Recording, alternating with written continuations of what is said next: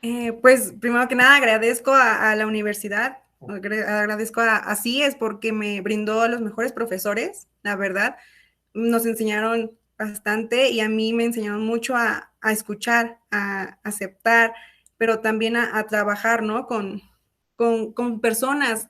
Entonces, nos dieron las mejores materias, las mejores experiencias, porque no nada más eran materias, no nada más eran lecturas, sino que eran experiencias, ¿no? También de ellos.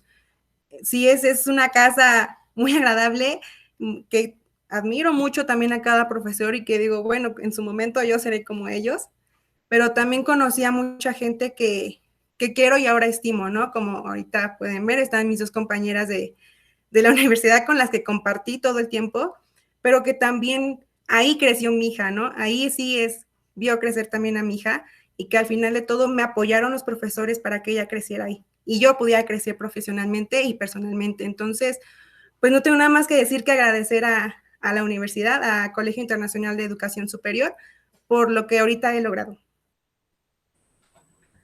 La experiencia dentro de mi servicio social fue justamente aquí, en Proyecto Roberto Alonso Espinosa, Fundación Amparo. Me presento, soy Noemí Rosales Jiménez y es un gusto presentarles este proyecto.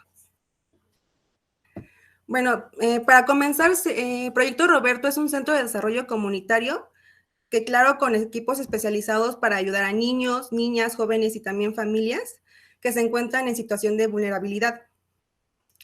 Proyecto Roberto trabaja mediante 3 líneas estratégicas, que es educación, salud y entorno, pero no solamente se trabaja individual con cada una, sino que es un conjunto de todo este proyecto para poder llevar a cabo pues este proyecto que se encuentran en varios lugares de la Ciudad de México. También ayuda a tener un desarrollo integral de niños y para promover una mejor calidad de vida. Para comenzar, yo tuve una duración de 480 horas de estancia en el centro comunitario que se encuentra en Lomas de Chamontoya, en la delegación Álvaro Obregón, y pues se permaneció en el programa de Mejorando en Familia. Este programa se basaba todo en el área de psicología, trabajando con trabajo social, con psicopedagogas, psicoterapeutas y el psicólogo infantil y familiar. En este caso, a supervisión, yo estuve con el psicólogo Juan Carlos Landa Nochebuena. Él fue mi supervisor durante estos 6 meses, junto con la trabajadora social que se llamaba Yolanda.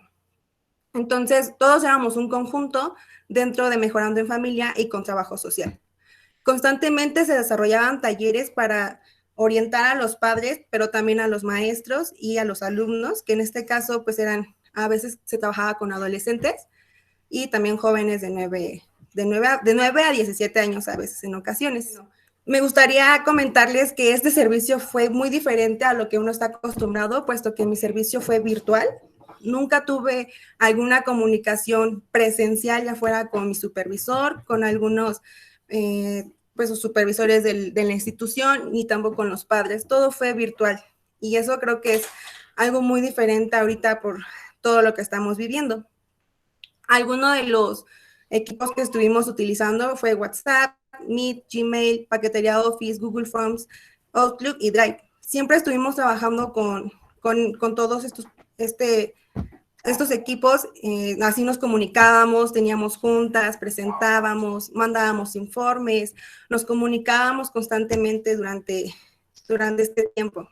Ya que estábamos trabajando durante estos medios, pues se desarrollaban talleres, como les había mencionado, pero para poder llevar a cabo esos talleres teníamos que integrarnos a partir de un formulario.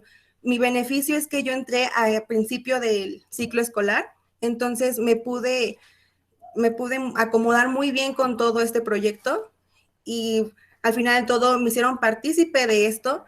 Estuve trabajando con los formularios, analizándolos, haciendo informes cualitativos y cuantitativos. Y bueno, si pueden apreciar en la presentación, se puso un formulario que se utilizó, creo que fue de los primeros que utilizamos, para poder comunicarnos, tener este primer paso con los padres de familia. Entonces, durante este formulario logramos contener esta información de lo que estaba pasando en las casas de las familias y qué estaba pasando con cada integrante de ellos, ¿no? Y uno de los temas que nos llamaron mucho la atención es que sugerían que diéramos, no sé, como algunas pláticas o algunos ejemplos sobre el duelo, la ansiedad, el estrés, creencia positiva, salud mental y resiliencia. Hubieron mucho más temas, pero la verdad es que ya el tiempo a mí ya no me alcanzó para estar ahí más y me quedé como nada más participando en estos temas. Bueno, si pueden observar, yo agregué alguna de las imágenes que tuvimos en las presentaciones, en los talleres, y ahí se puede apreciar a los padres de familia, a algunos de los psicólogos, y bueno, también ahí me puedo presenciar. Y durante este confinamiento se buscaron diferentes formas de entrar a las casas de cada uno mediante la tecnología, y que claro, como también nosotros, como parte de la fundación, nos era complicado a partir de tiempos, de equipo, de espacio, entonces también para los padres de familia era complicado.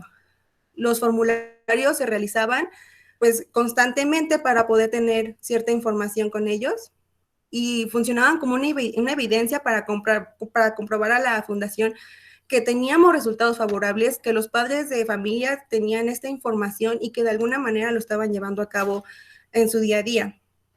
Como ya les había comentado, se debía interpretar cada formulario, se tenía que hacer pues esquemas, porcentajes, y la verdad, pues a mí siempre el psicólogo Juan Carlos me tuvo ahí con él detrás de todo este proyecto, y igual me tocó hacer todas estas interpretaciones que claro, en el TIES yo aprendí muy bien durante mis materias.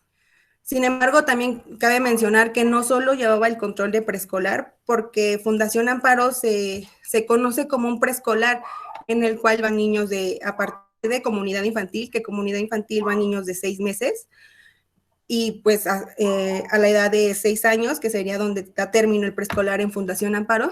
Sin embargo, también se estuvo trabajando con el programa de Juega y Reguilete, que habían integrantes de 9 a 10 años y de 11 a 15. Entonces, se trabajaba con ellos, más aparte con los de preescolar y con todos los padres de familia que estaban de estos integrantes. Sin embargo, también debo mencionar que habían maestros que eran padres de familia que pertenecían a esta institución, y con esos padres yo también me cuento, yo también era madre de familia dentro de la institución. Entonces, era un complemento muy, muy, muy beneficioso para todos, porque como los maestros, como los padres, como los niños, nos llevábamos mucha información y en ciertos casos podíamos orientarnos, podíamos calmar toda esta frustración que estábamos pasando en su momento, porque esto fue en el mes de octubre a marzo, entonces es cuando había más frustración, más ansiedad, más miedo, y estábamos pasando por síntomas que a lo mejor y ni siquiera reconocíamos. Asimismo, también tuve acceso a nutrición, estuve apoyando al área de nutrición con la nutrióloga Gabriela, mediante que el psicólogo le informaba que yo también pues, sabía realizar entrevistas. Entonces, igual, como que apoyé a la nutrición porque era demasiado el trabajo que tenía Fundación Amparo. Entonces, pues estuve en las entrevistas durante 2 semanas para padres de familia que estaban buscando un ingreso a nivel preescolar, en donde se llevaban entrevistas pues ya formuladas, igual constaban de 10 a 15 minutos por cada padre de familia, pero igual quise como mostrar esta parte en donde yo tengo comunicación con estas madres, y en casos fueron abuelitas, fueron padres, fueron hermanos, igual tíos que estaban en esta constante comunicación con la institución. Bueno, actividades, estuve enfocada también en el área de administración, en donde debía llevar el control de listas de cada alumno perteneciente al CDC, ya fuera de preescolar, juega y reguilete. Estaba a mi cargo el control de asistencias de cada taller, entonces si pueden observar en la parte de abajo está una muestra de las asistencias que yo debía manejar y que debía plasmar, porque tenía que dar esta evidencia a mis supervisores y mis supervisores a sus supervisores. Entonces era un control muy delicado, porque con una que te pudieras equivocar o que no apuntaras bien, pues el que podía llegar a no beneficiarse de esto era los padres de familia. Entonces era algo muy delicado que se debía llevar. Como les había mencionado, la creación de formularios y la participación dentro de las actividades. Tuvimos muchas actividades en las cuales nos ayudaban también como a bajar esta frustración de los padres, orientándolos con actividades hacia sus familias, como el Día de Muertos, Día de Navidad, Día de la Familia. Entonces ahí contribuíamos todos y saber que también nuestras pláticas de cómo llevar esta adaptación nueva con la familia dentro del encierro estaba siendo beneficiosa porque estas actividades las ayudaban y nos daban ellos evidencias de que lo estaban llevando a cabo. También la interpretación, como había mencionado, cualitativos y cuantitativos, pues me ayudaban también como para que mis supervisores estuvieran viendo que había una constante interpretación de lo que estábamos trabajando. Bueno, durante estos talleres yo pude percibir que había padres preocupados por las actividades diarias. Esto lo recalco porque durante los talleres ellos nos comentaban mucho que se sentían agobiados, cansados, que no sabían qué hacer porque tenían trabajo, algunos también estudiaban o tenían negocios o se debían dedicar a los niños, ¿no? Y digo a los niños en todos los ámbitos, desde el escolar, desde el cuidado, también de toda la organización de la casa que tenían que llevar. Era un poco agobiante para los padres, entonces sí era como algo que manifestaban constantemente y que al final ellos nos decían, ¿no? Que no tenían como con quién compartir esto, se sentían muy mal, se sentían egoístas al decir que estaban cansados, que estaban frustrados de toda esta situación. Entonces, durante los talleres ellos se abrían completamente y nos compartían cómo se sentían. Y a mí me dejó una experiencia muy satisfactoria porque es donde uno como psicólogo que se ha formado durante 4 años, dices, ok, aquí está todo lo que hemos visto, cómo empatizamos con estas personas, cómo trabajamos esta conexión y que sea a través de las cámaras. Había una conexión muy, muy importante dentro de estos talleres. La adaptación en los padres también que nos mencionaban sobre cómo tenían que manejar las computadoras, cómo tenían que manejar estas nuevas aplicaciones escolares, pero también para trabajar, era agobiante para ellos.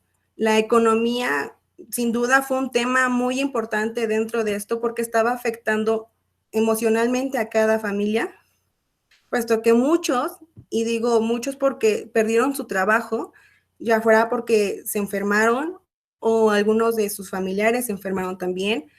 También hubo recorte, hubo empresas que hubo bancarrota y simplemente fue como adiós, pues ya no hay trabajo. Entonces los padres estaban como que demasiado estresados porque no sabían qué hacer, no había trabajo, habían perdido su trabajo y ya no había, o sea, tenían que concentrarse en cómo sacar a su familia adelante, pero no se sentían bien ellos mismos. Entonces fue también algo que nos llamaba mucho la atención y que de hecho se estuvo dando asistencia terapéutica. Eso lo estuvo dando el psicólogo familiar, que era Juan Carlos, que era mi supervisor, pero se reclutaban, se daban entrevistas, se tenía una pequeña plática y ya se orientaban al psicólogo familiar. El miedo y la ansiedad y el estrés era constante porque en ocasiones lloraban en los talleres porque ya no, o sea, ya había un momento de desahogo que se sentían mucho mejor ya cuando nos decían qué es lo que estaba pasando, pero también algo era el dolor de las pérdidas que estaban presentando y que al final de todo era confuso para ellos porque cuando dimos los talleres de duelo, para ellos eran como, no, estoy en un duelo solamente porque perdí a mi familiar, porque perdí a mi papá, a mi mamá, a mi hermano, pero no tenían consciente que también el duelo se basaba en la pérdida de cosas materiales, de trabajo, de libertad. Entonces, creo que nuestros talleres, más bien no creo, digo que los talleres ayudaron a estos padres a poder orientar y también a aceptar lo que estaban pasando en su dado momento. Entonces, durante estos talleres, pues era como un desahogo, como lo acabo de decir, o sea, era un desahogo completo entre todos porque eran puros padres, en ocasiones eran puros padres los que estaban en los talleres, en ocasiones también eran jóvenes que los invitábamos a participar y también nos dábamos cuenta que esas mismas familias invitaban a otras familias a participar en estos talleres y que no eran, o sea, no eran parte del proyecto, o sea, no eran parte del proyecto Roberto, sino que ya eran externos.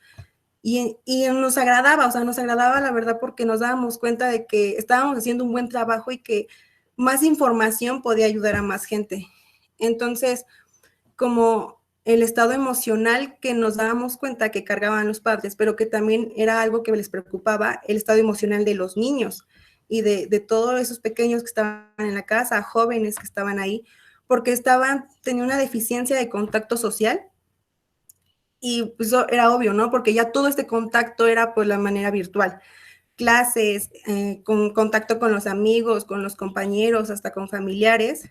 Todo era por la manera virtual. Entonces, era como, no, es que ahora ya me es complicado sacarlo de la computadora, ya no le puedo quitar el celular, ya no quiere salir a la calle, o está deprimido, está en su cuarto, ya no quiere salir, ya no quiere hablar con nadie. Y era algo preocupante para ellos porque no sabían cómo manejarlo, porque también había otros que se sentían igual, habían padres de familia que se sentían igual que sus hijos. Entonces fue un trabajo ahí como difícil poder orientarlos, poder dar como, no sé, algunos tips, pero sin embargo se buscaron como psicólogos enfocados en estos temas para que pudieran impartir más talleres para estos padres. Y bueno, la adaptación que se manejaba también durante las primeras semanas, pues nos decían, ¿no? No, pues es que tuve mucha ansiedad, no podía dormir, me dolía el cuerpo, me dolía la espalda, todo me dolía, ¿no? Y no sabían identificar si sentían tristeza, depresión, estrés o todo junto. Entonces era como, ya no sé lo que siento, ya no sé qué hacer, díganme, y no sé, ok. Entonces lo que hacíamos era que en nuestros talleres invertíamos actividades en donde ellos mismos dijeran cómo se sentían o qué hacían para mejorar. Entonces, ahí es donde ellos se daban cuenta que no eran los únicos en sentir ese dolor o en sentir dolor de cabeza o en que no pudieran dormir, sino que era algo en general, que también a nosotros como parte de la institución, como nos tocó dar esas actividades de, no, pues yo también no puedo dormir, o el psicólogo, no, pues a mí me duele la espalda horrible, ¿no? Entonces, ellos se sentían acompañados, sentían con una conexión en, no, pues sí, ellos también están pasando por lo mismo. Entonces, durante estas sesiones, sí, se trajo a varios invitados que eran enfocados en estos temas. Nosotros no los impartimos porque queríamos que fuera algo más como especializado, y se otorgaron durante algunas semanas a cada padre y a cada programa.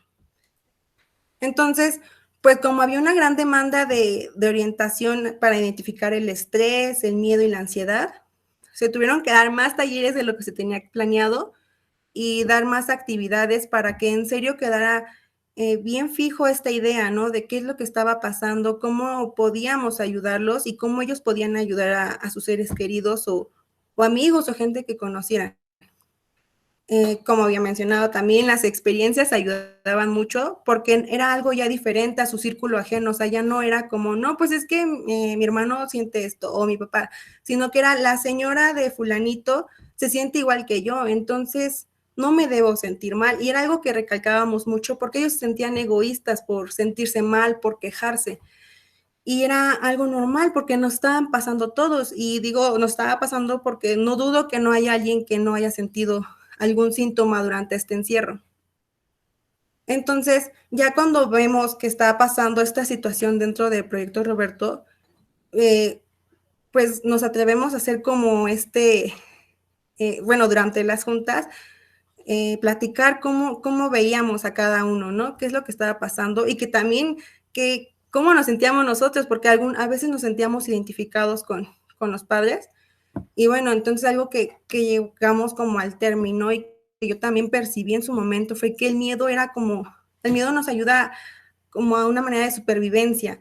Entonces nos tiene como en alerta, pero también si sabemos es que el miedo es una reacción natural y que es una representación y una introyección. Entonces, ver cómo representan esto de la muerte, esto del encierro y que ahora era algo desconocido, esto del virus, era impresionante cómo uno teme, ¿no? A lo desconocido y cómo te deja como no sé, en una bolita ahí corriendo de pánico, pero te das cuenta que si no sales y no te adaptas, o sea, ahí vas a permanecer. Entonces, lo que tratábamos de hacer, de que conocieran, de que trataran de adaptarse a esta nueva vida que tenemos y que si había miedo, era miedo a convivir con la demás gente, porque tenían miedo a contagiarse, miedo a enfermarse y claro que miedo a la muerte.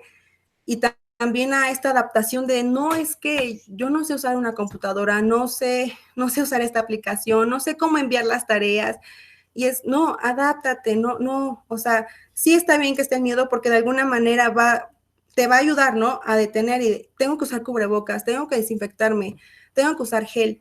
Entonces, tratamos de hacer todo eso en un solo puntito para que ellos entendieran lo que, pues, queríamos darles a ellos a entender para llevar a la sociedad, porque sabemos que pues, muchos no se cuidan, pero si tú te cuidas, al menos estás haciendo algo por ti, ¿no? Entonces, tratábamos de tranquilizar este miedo a cada padre y también a nosotros mismos, porque pues la verdad es que luego uno se siente identificado y pues yo igual me siento igual, ¿no?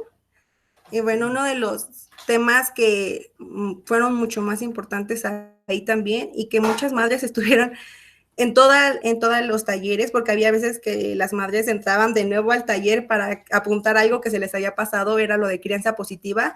Y si me permiten, me gustaría compartir esto que puse, que Siegel y Bryson en 2015 mencionan que para llevar una crianza y una disciplina positiva se debe tomar en cuenta los límites, el respeto, la seguridad, la individualidad, el desarrollo de destrezas, habilidades internas para poder responder a futuras ansiedades, frustraciones y exigencias, a estados emocionales. Entonces, cuando ves todo esto desde un lado de la pantalla, en donde los padres están compartiendo que no saben qué hacer con sus hijos, que ya los desquiciaron, que a veces sienten mal porque ya les gritaron todo el día y aparte se duermen llorando, o que en verdad ellos también ya hasta quisieran llorar, entonces dices, wow, o sea, este encierro en serio está siendo un poco duro para cada uno y más si no sabes cómo sobrellevarlo.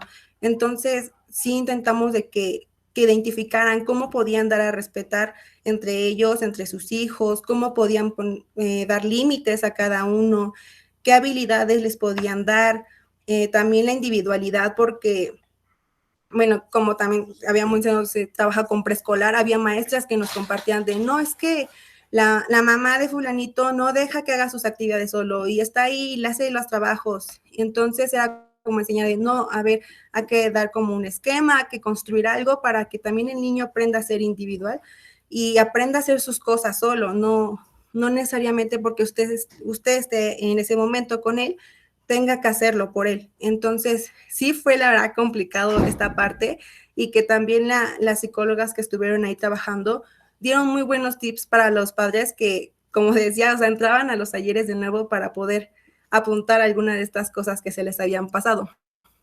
Llegamos como a la conclusión en que los padres y los niños aprenden habilidades, ambos, pero también va a haber una mejor conexión neuronal para que al futuro puedan tomar mejores decisiones, como ahorita. O sea, si tú le enseñas a un niño que tiene que usar su cubrebocas, no se lo debe quitar, su sana distancia, no saludes, entonces el niño se lo queda, ¿no? Se lo queda y ya cuando ves ya lo hace solito. Igual que con la mamá que le dices, no, a ver, mejor haga esto, reparta sus tiempos, si siente ya muy frustrada y no puede contener el asunto, mejor retírese, o qué otra idea se le ocurre a usted. Entonces, damos a entender que no necesariamente tienes que explotar, sino que si no puedes en serio, o retírate o busca a alguien más que te pueda venir a ayudar con el niño o con la situación en la que estés. Creo que eso fue algo muy importante que también en lo personal me enseñó mucho. Y bueno, como había mencionado, el duelo sí fue como algo que estuvimos repitiendo. En todos los talleres se impartió duelo de diferentes maneras, pero como algo que había mencionado, los padres solo pensaban que tener un duelo o pasar por un duelo era perder un familiar. Sin embargo, Sigmund Freud en 1915 nos menciona que el duelo es la reacción de la pérdida de una persona amada o también se debe a la pérdida de una abstracción, de la libertad o de un ideal. Entonces aquí es cuando explicamos de, no, a ver, dígame usted qué perdió. Y ya, no, mi trabajo. Ah, ok, y entonces, ¿qué se siente? ¿Y cómo se siente ahorita? Y ya empiezan como a activar esto de, oye, no, sí, o sea, yo también estoy pasando por esto, me duele haber perdido mi trabajo, me duele haber vendido mi carro porque ya no había qué hacer, me duele que ya no pueda ir a ver a mis amigos, a mis compañeros, o no sé, que los proyectos de mucha gente se tuvieron que retrasar porque no había la oportunidad de hacerlo. Entonces, ver cómo identificaban esto, pues sí te llevaba un gran sabor de boca porque decías, ok, ya, o sea, ya identificó, ya sabe que no nada más está viviendo un duelo porque perdió a un familiar, que también en su momento se soltaban a llorar y era como contener, ¿no? Y también ser empático, pero también podían darse cuenta que estaban perdiendo más cosas. Y bueno, como algo que dejé al último fue la ansiedad y el estrés. Eso sí fue muchas actividades, muchas dinámicas para que los padres pudieran identificar en qué momento sentían estrés, en qué momento sentían ansiedad, qué cosas les hacía sentir ansiedad y qué cosas estrés y cómo se complementan estos dos síntomas al mismo tiempo, porque no trabajan solos, o sea, se trabaja en complemento. Entonces, alguna de las cosas que utilizamos fue como explicarles en qué se presentaba y qué se sentía, ¿no? Como, pues, la ansiedad se manifiesta solamente en seres humanos, con los pensamientos, comportamientos, experiencias emocionales, reacciones fisiológicas.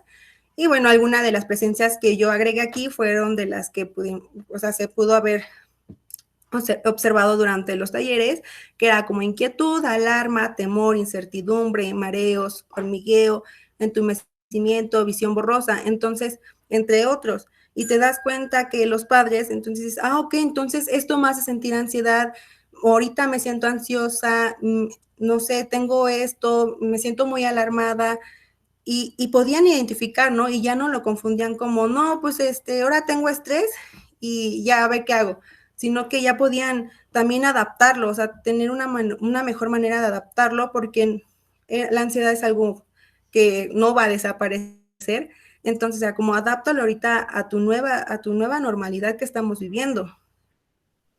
Y por otro lado, el estrés, Enzo Cascardo y Pablo Resnick en 2016 refieren que el estrés se basa en una reacción que se dirige hacia el organismo, así provocando un estado de alerta, la cual genera una alteración psicofísica como taquicardia, tensión muscular, aceleración en el ritmo cardíaco, entre otros. Entonces ya con esto y complementando con la ansiedad, ya los padres de familia, los maestros, también los mismos jovencitos que estaban conectados decían, no, pues la clase de matemáticas me provoca estrés porque me hace sentir así. O la mamá de, no, esto me hace sentir ansiedad y no es estrés. Entonces, ya podían adaptarse mejor y podían darse la idea de lo que en verdad estaban sintiendo. Y creo que ya cuando reconoces lo que sientes, creo que es mucho más fácil como persona adaptarlo, sobrellevarlo. Entonces, pues cada familia estaba pasando por un estrés ante todo lo que estábamos viviendo, el encierro, las pérdidas de trabajo, de familia, de salud, pero también satisfacer las necesidades como de dar alimento a tu familia, de la economía, que si tenías que pagar esto o aquello, pues era complicado, ¿no? Porque si había pérdida de trabajo o de salud, pues cómo cubrías esas necesidades. Entonces, pues era imposible, ¿no? Y de alguna manera los padres lo tenían muy presente que no podían, y entonces, si no puedo, ¿qué hago? Y se dejaban como en un circulito en donde no podían salir y tú decías, no, a ver, tranquilos, vamos a ver, vamos a platicar, vamos a dar algunas dinámicas para cuando te pase que tienes tensión muscular, ok, ¿qué puedes hacer cuando tienes tensión muscular y está pasando todo esto? Entonces, lo llevaban a cabo y a veces hasta nos mandaban fotos de lo que hacían de, no, mira, sí me funcionó, me hace sentir mucho mejor. La dificultad de adaptarse a la nueva normalidad, pues sí provocaba estrés y creo que en general, porque esto de estar pues detrás de las pantallas, las aplicaciones, es bastante cansado. Había padres de familia que trabajaban desde las 7 de la mañana y no paraban hasta las 11 o si era hasta las 2 de la mañana, ¿no? Entonces era como, no me puedo adaptar, no puedo hacer nada en la casa, los niños están locos, en la escuela, mi trabajo. Entonces era, ok, vamos a platicar, a ver qué se puede hacer. Entonces, con el paso de tiempo, las personas o manifestaban ya una ansiedad moderada o ya llegaba a ser patológica. Entonces, ya no tomaban buenas decisiones, ya estaba perjudicando a su entorno, ya fuera familia, amigos o también, pues, individualmente. Me gustaría concluir bueno, tuve que resumir mi larga conclusión, pero me gustaría compartírsela. La verdad es que me hubiera gustado quedarme mucho más tiempo ahí, pero ya no se me permitió porque pues se tenía que hacer algunas cosas dentro de la fundación.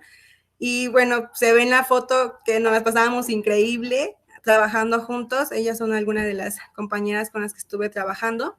Y bueno, si me permiten, voy a leer mi conclusión. Realizar el servicio social mediante la modalidad virtual deja una experiencia grata. Sin embargo, me hubiera gustado tener contacto con servidores, maestros, alumnos, autoridades de la fundación y las instalaciones. Cabe mencionar que el aprendizaje esperado se obtuvo y la oportunidad que brindó el programa Mejorando en Familia fue a beneficio, puesto que permitieron que aprendiera desde la administración que realizan durante los procesos de admisión y la información que tiene de cada integrante. Además, se obtuvo acceso a cada dato relevante que se necesitaba para lograr trabajar y llevar a cabo los talleres. Entonces, la verdad es que yo no tuve ningún acercamiento con nadie ni con la fundación. Ya hasta que acabé mi servicio, pues creo que fue la única vez que entré a la escuela durante el encierro de, pues bueno, vengo como que por mi firma y ya, fue como el único contacto que tuve, pero sin embargo fue muy satisfactorio. Esta fue una de las de los últimos talleres que participé en Mejorando en Familia. Y pues igual las mamás me recibieron muy bien, me despidieron muy bien. Y creo que es grato saber que entonces haces una buena conexión realizando tu trabajo y que también aprendí cosas que no imaginaba aprender como administración de la escuela, pero aprendí demasiadas cosas desde la administración, desde cómo llevar un taller, cómo realizarlo, dinámicas, y eran cosas que también el CIES me había enseñado, ¿no? Entonces ya como llevarlo y ya ejecutarlo, creo que decía, ok, o sea, esto ya lo sé, ya lo sabía, nada más era ejecutarlo. Entonces voy a leer esto. Además, percaté que el interés por parte de la fundación es importante para poder valorar cómo se encuentra la población de cada integrante de la institución. Sin embargo, me cuestioné qué pasaba con aquellas familias que nos rodeaban, puesto que estos talleres se impartían en Mejorando en Familia, solo eran para la comunidad de Proyecto Roberto Alonso. Entonces, si se logra evaluar la situación real del estado de cada familia durante el confinamiento, se logra percibir que se desarrollaron patologías y síntomas que han sido complicadas de detectar o de tratar. Considero que sería de suma importancia contar con talleres para padres durante este nuevo regreso a la normalidad, puesto que las emociones, vivencias, pérdidas que estuvieron presentes durante la pandemia siguen activas y al retomar la vida que se tenía no será fácil, ya que habrá una constante angustia, miedo ante el contagio y el contacto, la muerte y el miedo ante un encierro nuevo por el descuido de la sociedad. Asimismo, la ansiedad y el estrés es un factor constante a incrementar y que llega a convertirse en un estado crónico.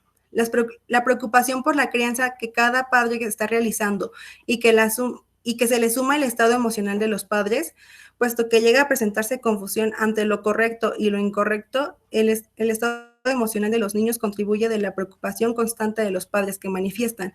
Digo esto de lo correcto y lo incorrecto porque no sabían qué es lo que estaban haciendo, si estaba bien regañarlos, si ya no estaba bien regañarlos, si estaba bien encerrarlos o qué debían hacer. Entonces, creo que este panorama me abre muchos cuestionamientos en qué está pasando ahorita que ya estamos en presencial. O sea, algunos padres ya regresamos con los niños presencialmente y, y sí hay ese miedo o incrementa o a veces se relaja, pero está ahí constante, ¿no? Entonces, esta conclusión la escribí antes de que empezáramos como a la manera presencial, pero ahora que lo estoy viviendo yo personalmente, te das cuenta que sí, o sea, hay familias que no pertenecen a esta institución y que no tuvieron como esta orientación que nosotros impartimos, ¿no? En su dado momento. Y sí, no estaría mal impartir estos talleres, algunas pláticas a padres de familia para poder orientar sobre estos temas que, pues lamentablemente se están pasando y que muchos tienen pérdidas o no, o tienen ansiedades, tienen estrés, algunos ya pasan depresión. Entonces, con esto me gustaría concluir, que la verdad sí me llevo muchas preguntas, muchas dudas, me quedo con muchas ganas de investigar más y de qué está pasando ya ahorita en la actualidad. Sin más que decir, Agradezco mucho su atención y fue un gusto presentarles mi experiencia en Proyecto Roberto Alonso Espinosa.